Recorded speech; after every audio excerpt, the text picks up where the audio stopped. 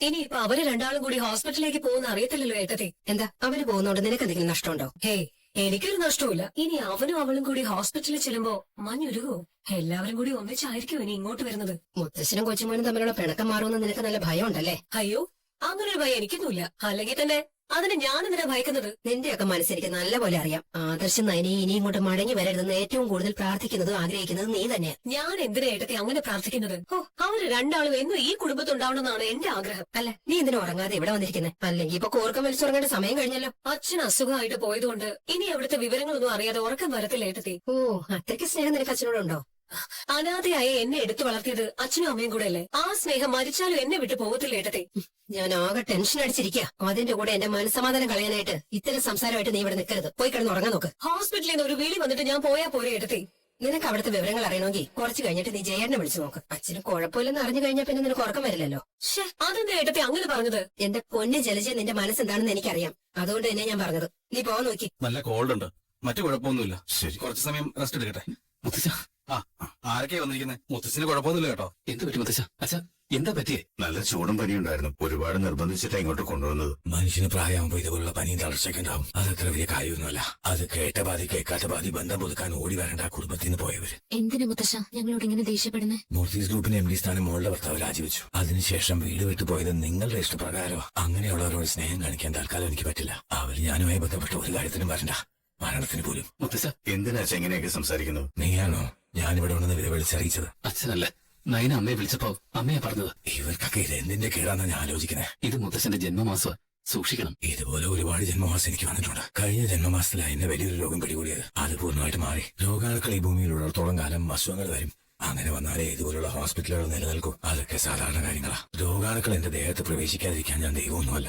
അമ്മയാവാൻ പോകുന്ന ഒരു കൊച്ചിന് അതിന്റെ ഉറക്കം കളയാൻ വേണ്ടി കൂടെ കൊണ്ടുവന്നിരിക്കുക. ഏതാണ്ടൊക്കെ എനിക്ക് സംഭവിച്ച പോലെ. ആവശ്യം മോളെ വിളിച്ചോണ്ട് പോകാൻ നോക്ക്. ഇന്ന് എന്നെ ഡിസ്ചാർജ് വാങ്ങിക്കണം, അല്ലെങ്കിൽ ആ പേരും പറഞ്ഞ ഓരോരുത്തർ കാണാൻ വരും. വാ മോളെ. അച്ഛാ, ഡോക്ടർ കുഴപ്പമൊന്നുമില്ലെന്നാ പറഞ്ഞത്. എങ്കിലും മുത്തച്ഛൻ വലിയൊരു രോഗത്തിൽ നിന്ന് റിക്കവർ ചെയ്തത്. വീണ്ടും അങ്ങനെയാണെങ്കിൽ?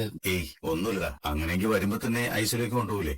ഇത് ചെറിയൊരു പനി, അത്രേ ഉള്ളൂ. എന്നാലും അച്ഛാ, ഇന്ന് വീട്ടിലേക്ക് കൊണ്ടുപോണ്ടാട്ടോ. ഞാൻ പറഞ്ഞു നോക്കാം. പിന്നെല്ലാം അച്ഛന്റെ തീരുമാനമല്ലേ. ഡോക്ടർക്ക് പോലും അത് തടുക്കാൻ പറ്റില്ലല്ലോ. ഞാൻ വീട്ടിൽ നിന്ന് ഇറങ്ങിപ്പോയതിന്റെ ദേഷ്യം ഉണ്ടല്ലേ? വീട് വിട്ട് നിങ്ങൾ രണ്ടാളും പോണെന്ന് പറഞ്ഞപ്പോ അച്ഛൻ തടഞ്ഞൊന്നുമില്ലല്ലോ. പൊയ്ക്കോളാനല്ലേ പറഞ്ഞേ. അച്ഛൻ എന്താ പറ്റിയെന്ന് എനിക്ക് പോലും അറിയില്ല. നമ്മൾ ഷെയർ ഒക്കെ ഇഴിഞ്ഞത് വല്ലാത്തൊരു ഷോക്കായെന്ന് തോന്നുന്നു. ഇതിനു മുമ്പ് അങ്ങനെ ഒരു സാഹചര്യം വരാത്തോണ്ട് നമ്മളൊന്നും കണ്ടിട്ടില്ലല്ലോ. അതാണ് ശരി. കാരണവന്മാരായിട്ട് ഉണ്ടാക്കി വെച്ച പേരും പെരുമയാ ഒറ്റയടിക്കില്ലാണ്ടായത്. അത് മാത്രമല്ല, നമ്മുടെ പഠനം ആഘോഷിക്കാൻ മീഡിയാസ് പോലും മത്സരിക്കുമായിരുന്നു. അച്ഛാ, അതിന് കാരണമുണ്ട്. നമ്മൾ ചാനലിന്റെയും പത്രത്തിന്റെയും സഹായത്തോടെയല്ല മാർക്കറ്റ് പിടിച്ചടക്കിയത്. ക്വാളിറ്റിയുള്ള പ്രോഡക്ട്സ് കസ്റ്റമേഴ്സിന് കൊടുത്തിട്ട് തന്നെയാ. മൗത്ത് പബ്ലിസിറ്റി ആയിരുന്നു നമുക്ക് കൂടുതൽ. എന്നാൽ ഏൻ ജ്വല്ലറിക്കാരുടെ കാര്യം അതല്ല. അവർ കോടിക്കണക്കിന് രൂപയെ പരസ്യത്തിന് വേണ്ടി ചെലവാക്കുന്നത്. അതുകൊണ്ട് മീഡിയയ്ക്ക് മൊത്തം അവരോടാണ് താല്പര്യം. അവര് ഏൻ ജ്വല്ലറിക്കാരെ കൈവെള്ളയെ കൊണ്ട് നടക്കുക. അതുകൊണ്ട് മറ്റൊരാൾക്ക് ഗുണം കിട്ടിയിട്ടുണ്ട്.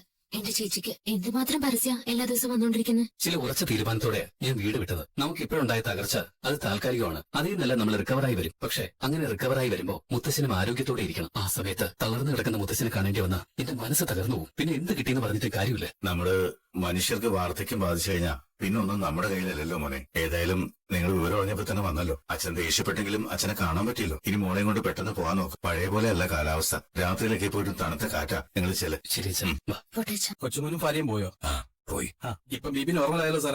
അപ്പൊ അവരെ കാണാത്തതായിരുന്നോ സാറിന്റെ പ്രശ്നം? ഇതൊക്കെ ഡോക്ടറോട് ആരാ പറഞ്ഞത്? അല്ല, ഇത്ര പെട്ടെന്ന് കാര്യങ്ങൾ നോർമൽ ആവേണ്ടതല്ലോ. ഡോക്ടർ ആന്റിബയോട്ടിക് അല്ലേ ഈ സിറിഞ്ചോട് കുത്തിവെച്ചുകൊണ്ടിരിക്കുന്നത്. അപ്പൊ പിന്നെ നോർമൽ ആവില്ലേ? എന്നാലും അതിനൊരു സമയമൊക്കെ പിടിക്കും സാറേ. ഇവിടെ ബ്രേക്ക് ഇട്ടതുപോലെ എല്ലാം കൺട്രോൾ ആയത്. സാറേ, സാറിന് എനിക്ക് വർഷങ്ങളായിട്ട് അറിയാം. സാറിന്റെ ഓരോ സ്പന്ദനവും അറിയാവുന്ന ഡോക്ടറാ ഞാൻ. മൂത്ത കൊച്ചുമോൻ എന്ന് പറഞ്ഞാൽ സാറിന് ഒരുപാട് ഇഷ്ടം. അയാൾക്കൊരു ഭാര്യ വന്നതോടെ ആ കൊച്ചിനെയും സാറിന് ഭയങ്കര ഇഷ്ടം. ഇവിടെ സാറിന് വലിയൊരു രോഗം വന്ന് കിടന്നപ്പോ പലപ്പോഴും കൊച്ചുമോനെയും ഭാര്യയും കുറിച്ച് വാദോരത സംസാരിച്ചുള്ളത് ഞങ്ങൾ ഡോക്ടേഴ്സിന്റെ മനസ്സിലുണ്ട്. അതൊക്കെ വെച്ചിട്ട് പറയുക. സാറിന്റെ ഇപ്പോഴത്തെ തളർച്ചയ്ക്കുള്ള മരുന്നാ ഇപ്പൊ ഇവിടെ എത്തിയത്. എന്ന് വെച്ചാ മൂത്ത കൊച്ചുമോനെയും ഭാര്യയും കണ്ടതോടെ സാറിന്റെ ബോഡി നോർമലായി. അത് എന്നോട് പറഞ്ഞിരിക്കട്ടെ. ജയൻ വരുമ്പോ ഇതൊന്നും പറയരുത്. അതെന്താ സാറേ പറഞ്ഞാല്? എടോ, ഇടയ്ക്ക് താൻ എന്നെ നോക്കാൻ വന്നപ്പോ കഥകളല്ല ഞാൻ പറഞ്ഞല്ലേ. ആദർശിന്റെ പിന്നാലെ നയനമോട് പോയ കാര്യങ്ങളൊക്കെ. സാറ് അവരോട് ദേഷ്യമുള്ളതുപോലെ സംസാരിച്ചത്. പക്ഷെ അതൊട്ടുമില്ലെന്ന് എനിക്കിപ്പോ മനസ്സിലായി. നിങ്ങൾ ഡോക്ടേഴ്സിനോട് കടം പറയേണ്ട കാര്യമില്ല. ഞാൻ പറഞ്ഞത് കുറച്ചൊക്കെ കാര്യം തന്നെയാ. ആദർശൻ നയനയും എന്റെ അരികിലോട്ട് വന്നപ്പോ ഞാൻ അവരോട് ഗൗരവം കാണിച്ചെങ്കിലും അവരരികിൽ നിന്നപ്പോ വല്ലാത്തൊരു തണുപ്പായിരുന്നു ശരീരത്തിന്. പക്ഷേ ഇപ്പോഴത്തെ സാഹചര്യത്തിൽ അതാരും അറിയാൻ പാടില്ല. എന്റെ വസന്തയെ വേദനിപ്പിക്കാതിരിക്കാൻ ഞാൻ അയാളോട് കാര്യങ്ങളൊക്കെ പറഞ്ഞു. ഇപ്പൊ താനും പറഞ്ഞു. സാറ് നല്ലൊരു കാര്യത്തിന് വേണ്ടി ഇങ്ങനെ ഒരു നാടകം കളിക്കുന്നുണ്ട്. ഞാനിത് ആരോടും പറയാനൊന്നും പോകുന്നില്ല. അവര് പോയോ? പോയി. രണ്ടാളും വിഷമിച്ചാ പോയത്. അത്രയ്ക്ക് വിഷമമെങ്കിൽ നീയും കൂടെ അവരോട് പോവാത്തെന്താ? എന്തിനാ ഇങ്ങോട്ട് വന്നത്? ഇപ്പൊ കുറച്ചുകൂടി സാറിന്റെ അച്ഛൻ നോർമലായിട്ടുണ്ട്. പിന്നെ എന്റെ പ്രഷർ കൂടി ഡോക്ടർ പറഞ്ഞതോ? എല്ലാം നോർമലായിട്ട് വന്നതാ. അപ്പോഴാണ് BP കൂട്ടാനായിട്ട് ഓരോരുത്തർ വരുന്നത്. ദേ ഈ ട്രിപ്പ് തീർന്നു കഴിഞ്ഞാൽ ഞാൻ ഇവിടുന്ന് പോകും. ഒരു ദിവസം കൂടെ കിടന്നിട്ട് പോയാ പോരെ? അതൊന്നും വേണ്ട, എനിക്ക് ഇവിടെ കിടന്ന് ഉറക്കുന്നില്ല. ചെയ്യാം, ഇന്ന് എന്നെ ഡോക്ടറുടെ കയ്യിൽ നിന്ന് ഡിസ്ചാർജ് ചെയ്ത് വാങ്ങിയാൽ എനിക്ക് കുഴപ്പമൊന്നുമില്ല. എന്നാ പിന്നെ സാറിന്റെ ഇഷ്ടം. ആ എന്താ ആദർശേട്ടാ ഇത്? ഹോസ്പിറ്റലിലേക്ക് ചെന്നപ്പോ പോലും മുത്തശ്ശൻ മുഖം തന്നില്ലല്ലോ നയനെ. അതിന് മാത്രം എന്ത് തെറ്റാ ഞാൻ ചെയ്ത്? എന്റെ പരാജയം മനസ്സിലാക്കിയിട്ട് അതിന്റെ ഉത്തരവാദിത്തം ഏറ്റെടുത്ത് കമ്പനിന്ന് രാജിവെച്ചില്ല. അതിനുശേഷം വീട്ടിൽ നിന്ന് ഇറങ്ങിപ്പോ മുത്തശ്ശൻ പറഞ്ഞതല്ല, ഞാൻ സ്വന്തമായി അങ്ങനെ ഒരു തീരുമാനം എടുത്തത്. പിന്നെ പുറത്തു വെച്ച് കാണുമ്പോ ഇങ്ങനെ അവഗണിക്കേണ്ട കാര്യം എന്താ? ആദർശേട്ടൻ തന്നെ അതിന്റെ മറുപടിയും പറയുന്നുണ്ടല്ലോ. ബിസിനസ് തകരുന്നത് സ്വന്തം ജീവൻ നിലച്ചു പോകുന്ന പോലെയാണെന്ന് ആദർശേട്ടൻ തന്നെയല്ലേ പറഞ്ഞിട്ടുള്ളത്? അതൊക്കെ ശരിയാ. എങ്കിലും മുത്തശ്ശന്റെ ഇപ്പോഴത്തെ സ്വഭാവം എനിക്കെന്തോ അങ്ങോട്ട് അക്സെപ്റ്റ് ചെയ്യാൻ പറ്റുന്നില്ല. അതിനു വേണ്ടിയിട്ടല്ലേ ആദർശേട്ടൻ നമ്മൾ മാറി താമസിക്കുന്നത്? എല്ലാത്തിനും പരിഹാരം കാണാനായിട്ട് ഒരു കാര്യം ആദർശേട്ടൻ ഉറപ്പിച്ചു. ഒരിക്കലും നമ്മൾ അറിഞ്ഞ മനസ്സിലാക്കിയ മുത്തശ്ശന് ഇത്രയും പരുക്കനാവാൻ പറ്റില്ല. ഇതിന് പിന്നിലും എന്തോ ഉദ്ദേശമുണ്ട് ആദർശേട്ടാ. എന്തുദ്ദേശം? ഒന്നുമില്ല. മുത്തശ്ശൻ കുടുംബത്തെയും ബിസിനസിനെയും ഒരുപോലെ സ്നേഹിക്കുന്ന ആളാണെന്ന് ഞാൻ കരുതിയത്. പക്ഷേ ബിസിനസ് ഒരുപടി മുകളിലാണ് മുത്തശ്ശന്. മുത്തശ്ശൻ കുടുംബത്തെക്കാൾ സ്നേഹിക്കുന്നത് ബിസിനസിനെയാണ്. അതുകൊണ്ടാണ് ഞാൻ പറഞ്ഞത്, എനിക്ക് ഓർമ്മയായ ശേഷം ജ്വല്ലറിക്ക് ഒരു തകർച്ച ഉണ്ടായിട്ടില്ല. എന്റെ അച്ഛനും ഇളയച്ചനൊന്നും അങ്ങനെ ഒരു അനുഭവമില്ല. അങ്ങനെ വന്നപ്പോഴാ മുത്തശ്ശന്റെ യഥാർത്ഥ ക്യാരക്ടർ പുറത്തു വന്നത്. വെറുതെ മുത്തശ്ശൻ അവഗണിച്ചെന്നും പറഞ്ഞ് ഇങ്ങനൊന്നും പറയല്ലേ. ആദർശ് വീട് വിട്ടു പോയത് ആ കിളവന് സഹിക്കാൻ പറ്റില്ല മോളെ. അയാൾ വീഴും. ഇത് ഞാൻ കുറച്ചുകൂടെ നേരത്തെ പ്രതീക്ഷിച്ചത്. അതുപോലെ അയാളെ വിട്ടുമാറിയ ഒരു രോഗമുണ്ടല്ലോ, അത് മിക്കവാറും പൂർവാധികം ശക്തിയോടെ തിരിച്ചു വരാനുള്ള സാധ്യതയും ഉണ്ട്. ഉടനെ എങ്ങാനും മുത്തശ്ശന് കർമ്മം ചെയ്യേണ്ടി വരുന്ന എന്റെ സംശയം. അത് പാടില്ല. എന്റെ മനസ്സിലുള്ളതൊക്കെ ഞാൻ മോളോട് പറഞ്ഞതാണ്. ഇന്ന് ആദർശ് പുറത്തുപോയി, ഇനി അയാളും പുറത്തു പോകും. ആ സമയത്ത് എന്റെ പേരിലാകണം ആ തറവാട്. അതേപറ്റി അച്ഛൻ എപ്പോഴും പറയാറുണ്ടെങ്കിലും അതൊക്കെ പെട്ടെന്ന് നടക്കുന്ന കാര്യമാണ് അച്ഛാ. എനിക്കത് എങ്ങനെ വർക്ക്ഔട്ട് ആവുമെന്ന് എത്ര ചിന്തിച്ചിട്ടും മനസ്സിലാവുന്നില്ല. മോളെ, ജുവലറി ബിസിനസ് നടത്തുന്ന ഒരാൾ കടക്കണിയിലാകാൻ ക്ഷണം നേരം മതി. ഇപ്പോ ഷെയർ ഇടിഞ്ഞെങ്കിലും വലിയ പരിക്കൊന്നും പറ്റിയിട്ടില്ല അവർക്ക്. എന്നാൽ അതൊരു തുടർക്കഥയാവുമ്പോൾ കാര്യങ്ങൾ മാറി മറിയാം. അനന്തപുരി തറവാട് ഒരു കൊട്ടാരമാണ്. അതിലുപരി അവിടെ എന്റെ കണ്ണീരുണ്ട്. ആ തറവാട് വാങ്ങാൻ ഞാൻ നേരിട്ട് പോവില്ല. അവിടെയും ഡേവിഡ് തന്നെ ആയിരിക്കും മുന്നിൽ നിൽക്കുന്നത്. അല്ലെങ്കിൽ അയാളെ പോലെ മറ്റാരെങ്കിലും. മൂർത്തി പടിയിറങ്ങുന്ന സമയത്തായിരിക്കും ഗേറ്റ് കടന്നുള്ള എന്റെ വരവ്. ആ സമയത്ത് മാത്രമേ എന്റെ മോളും എനിക്കൊപ്പം ഉണ്ടായിരുന്നുവെന്ന് അയാളും അയാളുടെ ബന്ധുക്കളും അറിയാൻ പാടുള്ളൂ. ഞാൻ ഹോസ്പിറ്റലിലോട്ട് ഒന്ന് പോവാന്ന് കരുതിയതാ. ഇന്ന് പോൺ. അയാൾ ഇന്ന് ഡിസ്ചാർജ് ആയില്ലെങ്കിൽ നാളെ പോയാൽ മതി. ഇനി അയാൾക്ക്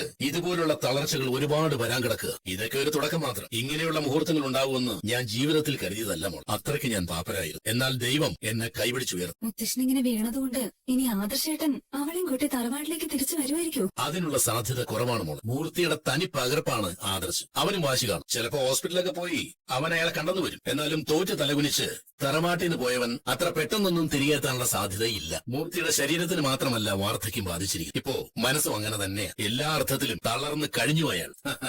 ഒരു സമയത്ത് രാജാവായിരുന്നു എന്നായിരുന്നു വിചാരം. എന്ന് വെച്ചാ എവിടെ ചെന്നാലും തെച്ചിക്കോട്ട രാമേന്ദ്രനെ പോലെ തല ഉയർത്തിപ്പിടിച്ചാൽ അതിനു മുകളിൽ തലയെടുപ്പുള്ള ആരും കാണില്ലായിരുന്നല്ലോ. ഇനി അയാളുടെ നടുവിനൊരു വളവ് വരും. അത് ഏതാണ്ട് തുടങ്ങി കഴിഞ്ഞു മോളെ. അമ്മേ, മുത്തച്ഛൻ വലിയൊരു രോഗത്തിൽ നിന്ന് മുക്തി നേടിയെന്നൊക്കെയാ പറഞ്ഞത്. അതിന് വീണ്ടും വന്ന് കാണോ? ആള് പെട്ടെന്ന് പോവോ? എടാ, അങ്ങനൊന്നും പറയാതടാ. ഇപ്പോഴത്തെ സാഹചര്യത്തില് അങ്ങേര് പോകാത്തതാ നല്ലത്. അങ്ങേര് പോയി കഴിഞ്ഞാ ആ കാരണം പറഞ്ഞ് ഇവിടുന്ന് പടി ഇറങ്ങി പോയവനും അവന്റെ ഭാര്യയും കൂടി വീടിനകത്ത് കയറും. അങ്ങനെ ഉടനെ ഒന്നും പുറത്തു പോയവര് തിരിച്ചു വരാൻ പാടില്ല. നവ്യ ഏഞ്ചലിൽ എനിക്കൊരു ജോലി ശരിയാക്കി തരാന്നൊക്കെ പറയുന്നുണ്ട്. നിന്റെ മുത്തച്ഛന്റെ അമ്മാവന്മാരുടെയും സമ്മതമില്ലാതെ നീ അങ്ങോട്ടൊന്നും പോണ്ട. പിന്നെ എനിക്ക് എന്തെങ്കിലും ഒരു ജോലി വേണ്ടേ? എടാ, അങ്ങനെ നീ ജോലിക്ക് പോകുന്നുണ്ടെങ്കിൽ അത് നവ്യയുടെ തീരുമാനമാക്കി മാറ്റണം. അവള് നിനക്ക് വേണ്ടി വാദിക്കണം. അത് മറ്റുള്ളവർ അംഗീകരിച്ചു കൊടുക്കുകയും വേണം.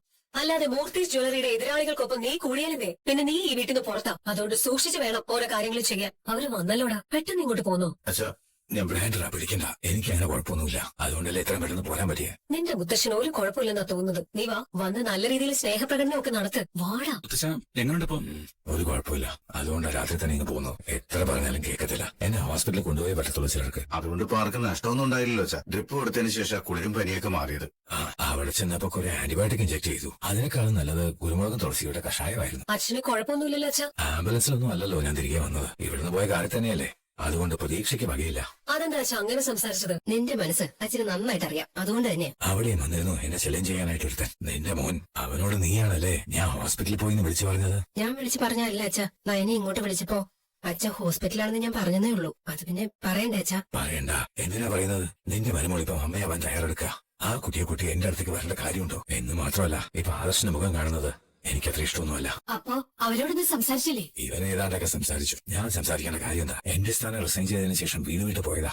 ഏതാണ്ട് മലമറിക്കൊന്നും പറഞ്ഞിട്ട് മിടുക്കന്മാര് വളരുന്നുണ്ട്. നിന്റെ ചേട്ടനെ കൊണ്ട് ഒന്നിനും കൊള്ളില്ല. ഇനി നിന്റെ സാമർത്ഥ്യം കൊണ്ട് നീ കമ്പനി മുന്നോട്ട് നയിച്ചാൽ നമുക്ക് പിടിച്ചു നിൽക്കാം. അതിനുവേണ്ട എല്ലാ സഹായങ്ങളും ചെയ്തു തരാൻ ഞാൻ പറഞ്ഞല്ലോ. എന്നാലും ഏട്ടനെ ഏട്ടത്തെയും കണ്ടപ്പോ മുത്തച്ഛന് സ്നേഹത്തോടെ എന്തെങ്കിലും ഒരു രണ്ടു വാക്ക് പറയാമായിരുന്നു.